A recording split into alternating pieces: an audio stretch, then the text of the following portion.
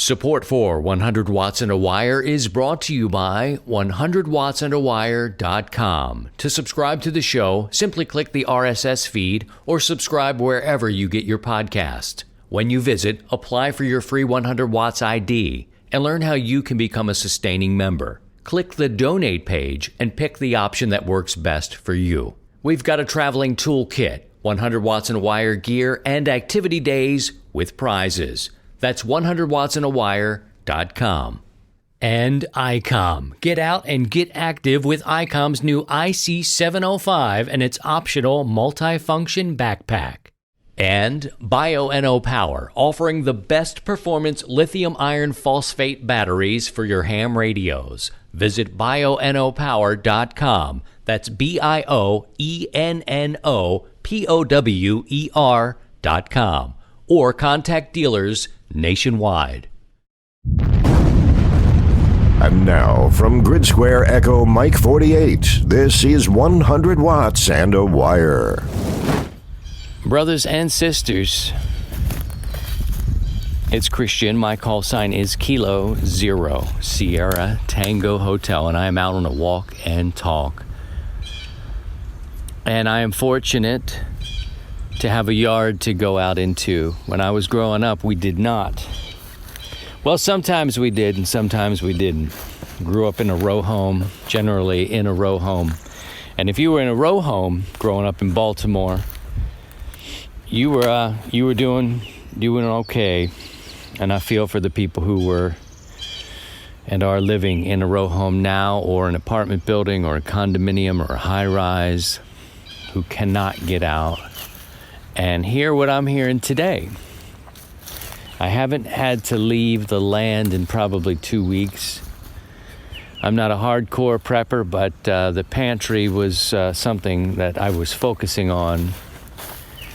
And back in January, if you go back and listen to programs, 100 Watts and a Wire shows from January, we were talking about this with our net control operators, Steve, W7UDI in Washington State, whose state was the epicenter at the start of this. And you would think, wow, Washington State. Yeah, Washington State. And Ian, W1JIW, we were talking about COVID-19 back then in January and watching the Johns Hopkins website with data that was coming in, which I check on it a couple of times, almost lost it. A couple times a week just to see where we are, and I try to highlight the good.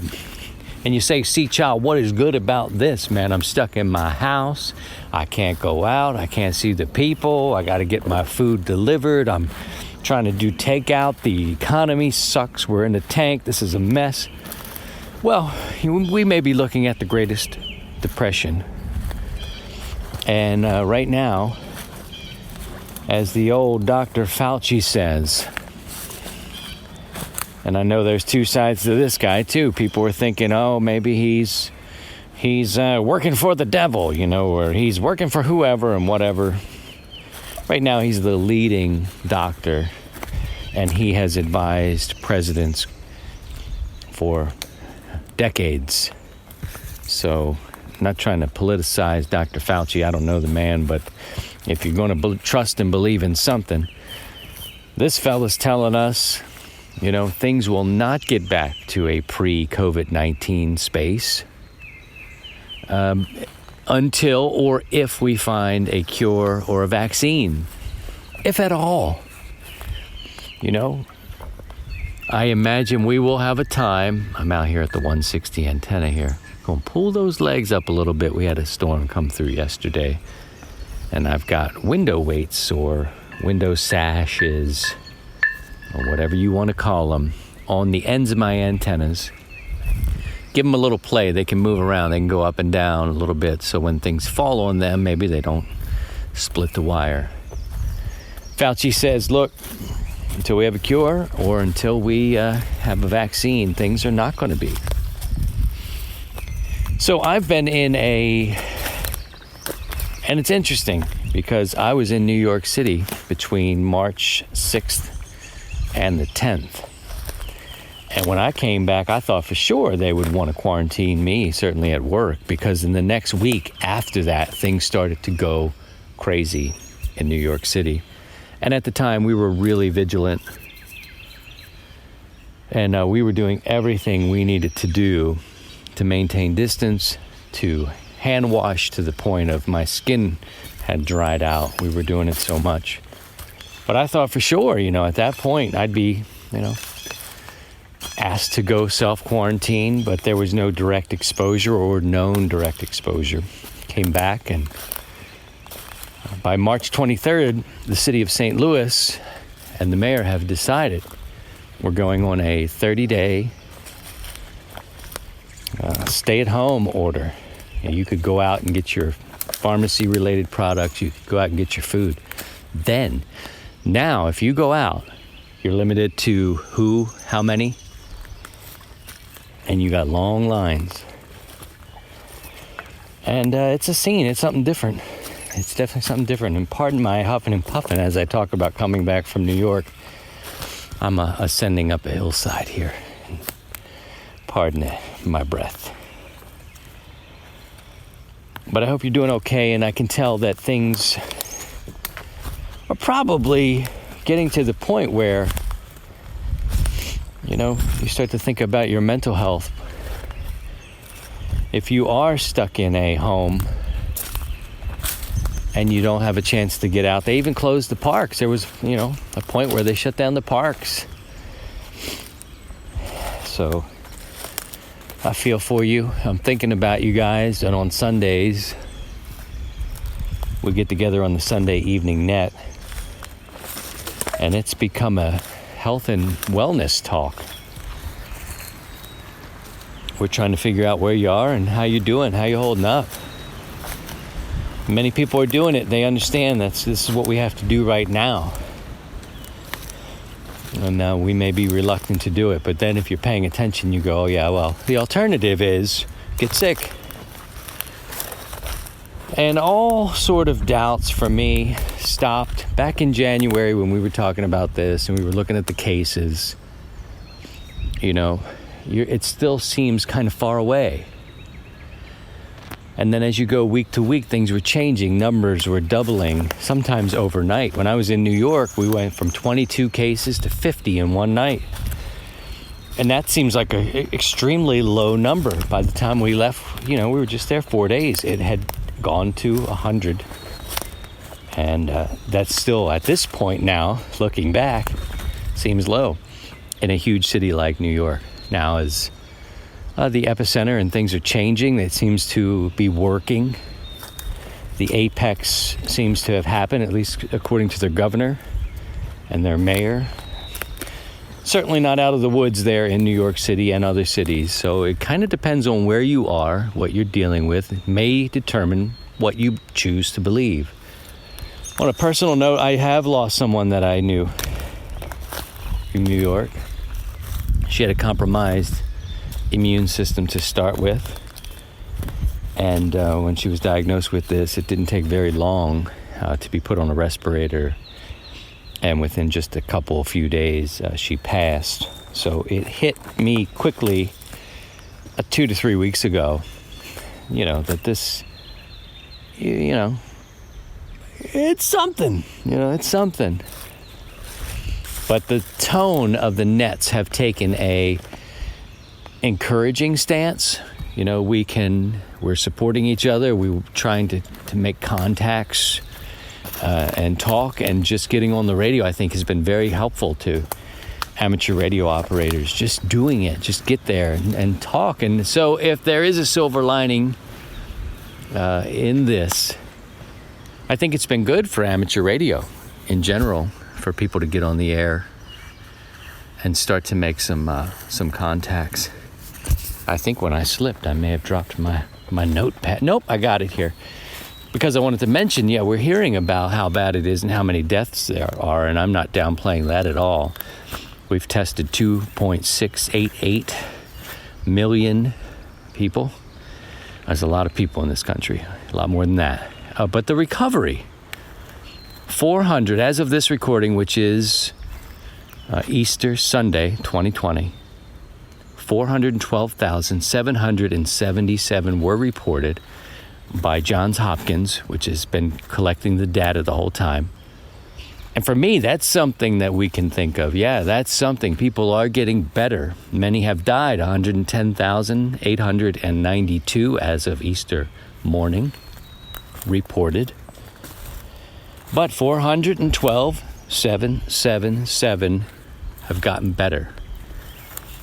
So get on the air and try to make some contacts and talk about it. You hear different things on the radio, some conspiracies, some politically charged. But look, this is where we are. And for me, I'm taking it seriously. And I encourage the people that I care about and I communicate with to take it seriously as well. Things will get better, but things have certainly changed and will continue to change. Our lifestyles will certainly have to change going forward. According to Dr. Fauci, until we find the vaccine or a cure, we're going to be doing this. I'll pause here. We'll come back and I'll tell you some of the amateur radio related things that I've been working on next. CQ, CQ, CQ. This is 100 watts and a wire. The ICOM 705 is your perfect QRP companion as you have base station features and functionality at the tip of your fingers. But it's in a portable package covering HF 6 meters, 2 meters, and 70 centimeters. This compact rig weighs in at 1 kilo or just over 2 pounds. With RF direct sampling for most of the HF band and IF sampling for frequencies above 25 megahertz. It's got that large 4.3-inch color touchscreen with live band scope and waterfall. And the perfect accessory for the IC705 is the optional backpack. It's the LC192. It has a special compartment for the IC705 and room for accessories for soda activations or just a day in the park. Visit icomamerica.com/amateur for more information on all ICOM radios. Hi, it's Don Wilbanks, AE5DW from Amateur Radio Newsline and Ham Nation, and you're listening to Christian Kudnick, K0STH, on 100 Watts and a Wire. Well, hello there. It's Christian, K0STH.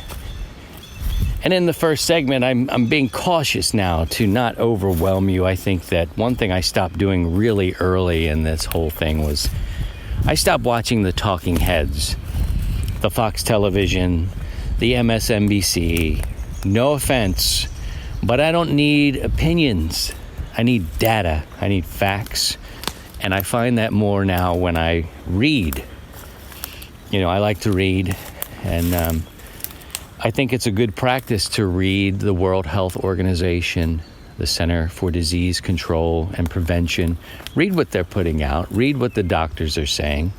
Read what's going on internationally. I don't need talking heads from those networks to tell me how to think. I resent it, actually. I think that's, I don't like that. I don't need your opinion. You know, I may think you're an asshole. I may think you're a, whatever. You know what Mark Twain said. And then they talk about, the other side's making it pop. No, you guys are. You guys are the machine that makes it so. You make it so. All I want is data and facts. And, and that's how maybe you feel when you've lost someone that you know. Or maybe that your family member is a nurse, doctor, or an emergency worker. So I don't want to preach because I don't like to hear it. My opinion is I take it seriously. I'm doing what old Fauci says, the distancing, cool, I get it. I know the economy is going to suck. It tanked by March, and we're in a different time. You want to live? Do you want to live? All right, until you know something about disease prevention and control, do your part. Do your homework. Oh. Well, let me get off the not preaching thing. Believe what you want to believe. What I've been messing around with, and I believe you have too. And I got to tell you about something new I'm working on. I really do. I'll tell you about that in a minute. So hang out. I've got some news. I've been developing a new show. It's like I can't even wait. I'm like, hey, wait till the next segment. And here I go, and I'm going to try and tell you. But let me just tell you what I've been working on amateur radio related. You've got large portions of your day. If you've got a little piece of something, or you can still get out to a park or go out in your yard and set something up, I encourage you to do that. You're always trying to be safe. For me, I'm well within 6 feet of my neighbor. They are in view, but I can still get out and I can still do some work on my antennas if I need to, or tinker. This is another thing I'm encouraging you to do. It's a great time for that. If you can get out and do it, do it. And spring always is a good time for me anyway. I can see the trees, where they are, where the dead limbs are. You know, there was a year in my first couple of HF seasons, I had hung antennas over dead wood. And in the spring, I found this lesson. And I was like, a bit of a panic. I'm like, this is good, clearly it's going to break. It's not even alive. What are you doing? You got to get off of that. But this time, my antennas, let me find a tree to knock wood on here. I'm not superstitious, but I think I'll just pat the tree and say, you are so pretty. Beautiful tree, so strong. Those roots are so lovely. All your branches are in great places. I just got to say that because they are the bosses out here in the woods. Beautiful tree, all beautiful. What a great family. Beautiful. But what I've been doing, though, in October, I joined the Aries team, and I noticed that they didn't have one of the charming things about where I live is we have church bells. And this is the bell right here that tells you, you know what, it's time to get your ass in church, get to church. But it plays, they ring the bells every hour, and at 12:15 it plays music, and I think 10:15 on Sunday. I don't go to that church, but we're in earshot here through the valley. We can hear them, and that's a nice deal. In fact, my family, my wife's side of the family, donated that system that plays the music for the town. So kind of just a little notey note, pun intended. What I've been doing since I joined the Aries team in October is I noticed that the backbone of emergency communications is digital. It is 2 meters, maybe some 440, but 2 meter repeaters. And if you've been listening to this show for more than a couple of episodes, I love HF. I just love HF, and I think it's important for us to study the backup to the backbone, just in case these repeaters happen to go down, you lose your internet. I understand WinLink, I understand repeaters, and I check into them every week on our nets, but I like to study propagation and HF communications and what role it could play if called upon. Frankly, I feel that beyond your local repeaters, there would be some coordinating that needs to happen with nearby states. For us, Illinois, Kansas, Oklahoma, there could be some things where we need to organize and find out how many beds are open where you are. And I've had mixed results, but what I'm doing is I'm studying not from my base station where I could drop, wattage into the signal. I'm studying going out into the field. I have developed my system of NVIS that I am up 25 feet, and which isn't very high at all, but it's manageable for one person, me, to get my mast. It's a max gain system mast that I've been using at 25 feet. I've got an MFJ that's 34 feet. Depending on the day, though, windy conditions for one guy could be a little iffy. And that's been how I've been rolling, is by myself. So I've been using the 25-footer.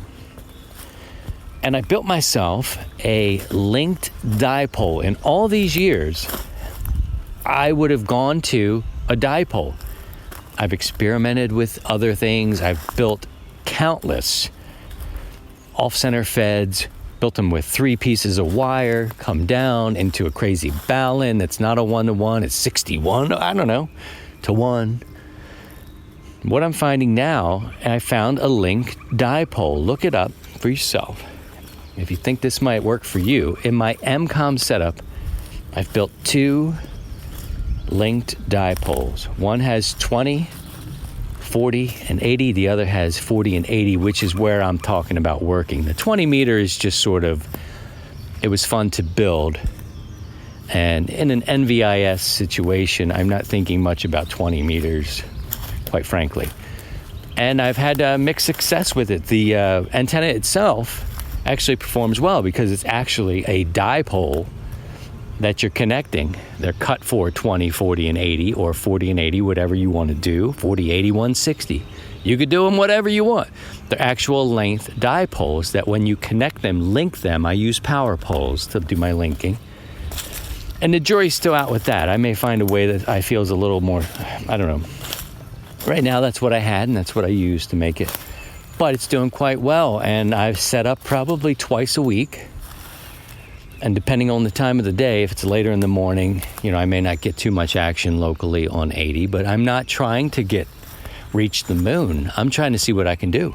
I just want to see where I can go. And I've worked some stations in Illinois. One time I even worked a station in Kentucky, which was really satisfying to me. It's not super far, but it's Illinois is just across the river.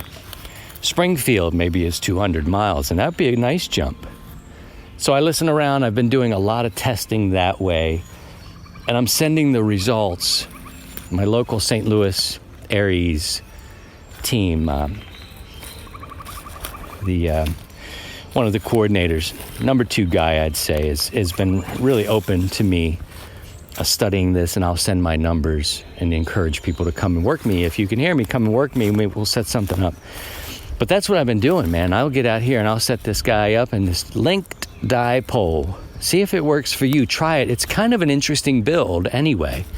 I wouldn't want to leave the power poles out in the weather and make it like a permanent setup, But for MCOM, it may work for you. All right, I'm going to pause here. We'll come back, and you can identify your station, and I'll come back and tell you about my new project next. QRO to the people. This is 100 watts and a wire. Did you know that Nuts and Volts has the highest readership of magazines specifically written for the electronics community? For over 40 years, Nuts and Volts magazine has been bringing microcontroller and electronics projects to hobbyists, engineers, technicians, and experimenters around the world. Every issue is full of the latest technology, electronics theory, analog circuit design, robotics, home automation, communications, and more. Join the Nuts and Volts community and become a member today. You get 2 years of the printed magazine and the online digital edition for only $49.95.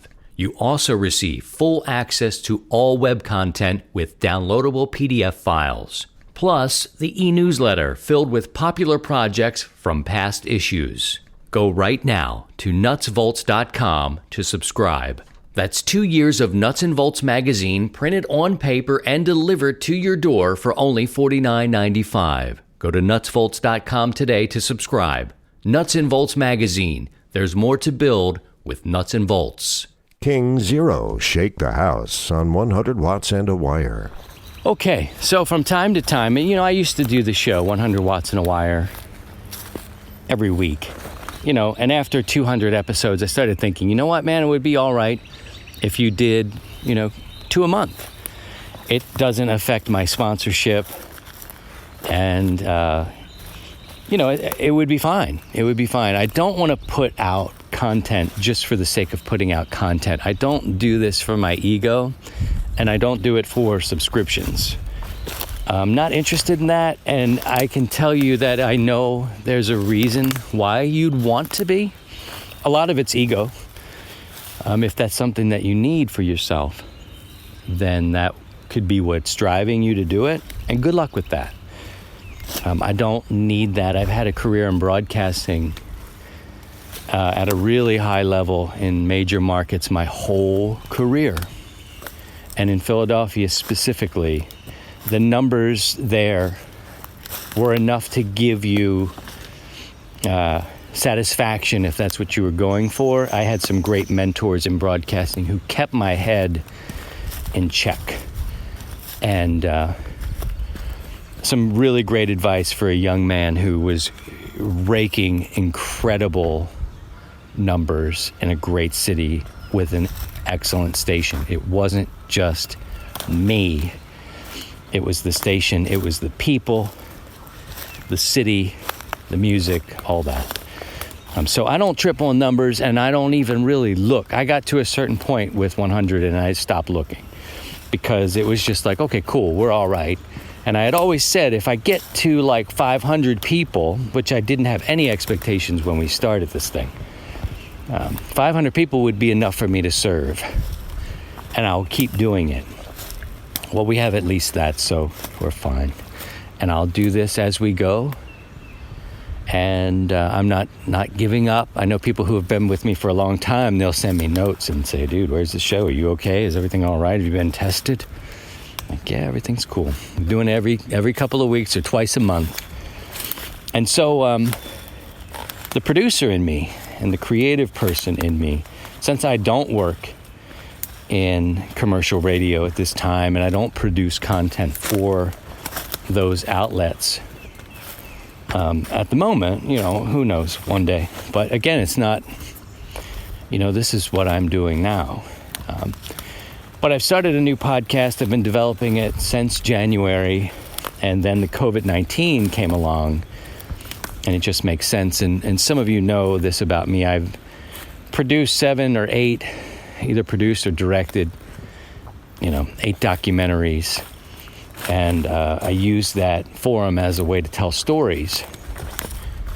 And so I want to do a new podcast in a similar fashion, in a documentary style fashion, to really focus on where we are right now as people, as citizens, and what we're dealing with this pandemic. It has really spurred me on to kind of shape this thing that I've been thinking about for a while, and to do it. So I'm doing it. And it will have an amateur radio component to it, and I want to invite you all there. But it won't be just amateur radio. Amateur radio, I believe, is part of any good preparedness plan, communications. So I welcome you to join me at the new venture. But it will be a preparedness, documentary-styled podcast. We'll look to do it a couple of times a month, and it'll really reflect where we are right now, what we're dealing with. For instance, the supply chain, dealing with things that we're all dealing with right now. Where are we getting our groceries? We're getting used to being in-house, but what are we concerned about? And what's that look like? And putting it in a historical perspective. And talking to people who know about things and talking to real people. So what's it called? What's it called? Well, we're taught now, and it's mostly for power outages, to be prepared for the first 72 hours. You want to be ready for the first few days. And I think that's more about power outages and having enough food to get you through 3 days. And then basically, if you run out of food at that point and you didn't prepare, you go to a FEMA camp or whatever it's going to be. The name of the new show, and you can find it on Google Play, Spotify, iTunes, Stitcher. The new show is called Hour 73, HOUR 73. You can find it at hour73.com. And it's more about a lifestyle of preparedness, using the past to highlight where we are today and looking at where we're headed in these times. So I'd love for you to join me. We have a great audience and a loyal audience here. We are more than just amateur radio operators. We are providers for our family. We are citizens. We work for our churches, and we help our communities. So Hour 73 is a look past that basic and adopting a lifestyle of preparedness. And in the coming episodes, we're going to look at where we are today. Like, where are you getting your food? How are you getting it? Is Jeff Bezos bringing us the food now? Are you getting it from Walmart, curbside pickup? I am. Look, I never even cared for Walmart. And for me, it was a personal thing. I had some friends that worked over at Walmart. I love getting deals. Shoot. But I had some friends over there that weren't getting equal pay, and I thought, that ain't right. That ain't right. What a luxury. What a luxury to say, that ain't right. Your business practices, meh. I'm not going to support you, and I didn't. That said, I have been to Walmart. I have purchased things through Walmart, and I believe in passing on the best deals. So Walmart, if you're you want to be a sponsor, I'm using you guys now, and it's not to sound hypocritical. It was to say, look, I know what you do in the businesses, with pricing. If you want to get your product on shelves at Walmart, they're going to tell you what to sell it for, and you're either going to agree to that, and that is for the betterment of their people. It also makes sure that people are shopping at Walmart. And then there was the pay side of things that I was a little disturbed about. So I see the value in what they do for the people. I just chose to do something else. And if you dig deep enough in any business, I think you're going to find something you may not align with all the time. But in recent months, in recent times, I have been thinking less and less about things that are a luxury to think about and to get upset about, and to think about supplies and getting things at a good cost. And what if I'm not working? These are the sort of topics that we're going to take on, as we do Hour 73. There's a website, hour73.com. Some people I've talked to like that 73 thing, because that kind of gives a little nod to amateur radio, and I suppose it does. I appreciate you and your support. And if that's something you want to give a shot to, maybe go over and subscribe to the podcast, listen to it, and we'll start to build it. I like to garden. That would be another aspect of this, is teaching people how to maybe do a victory garden, how to be a little more independent, how to know where and how to get your own food and be self-reliant. And I'm no expert. Just like in amateur radio, I am not an expert. I'm a seeker. I want to talk to the people who know so I can learn. So we will expand the topics on Hour 73. 100 Watts in a Wire is still locked and loaded. We've got your amateur radio here. We will do communications there. But I know I have you here, and if you're interested in that sort of thing, or you want to help, you probably have an area of expertise that could be useful to our citizens. I want real people, real stuff, less doom and gloom, and more real people trying to pull together to make it work. So you're invited. Go ahead, go now. Go on. Do a search for Hour 73. Visit the website. And I'm building it. Right now I'm kind of building it slowly with a small team of volunteers. Again, if you're interested, drop me a line. We can maybe figure something out. So we got two pots cooking now. One's a little broader, and the other is our passion of amateur radio, and they kind of cross. There you have it, friend. That's a new project, Hour 73. Look for it wherever you get your podcast. I'll try to get a Facebook page going, and we can gather over there as well. 73 for now. Please stay safe. Take care of yourselves and your family. And by all means, if you can, get on the radio and stay above the noise. To join the 100 Watts in a Wire community, visit 100wattsinaWire.com.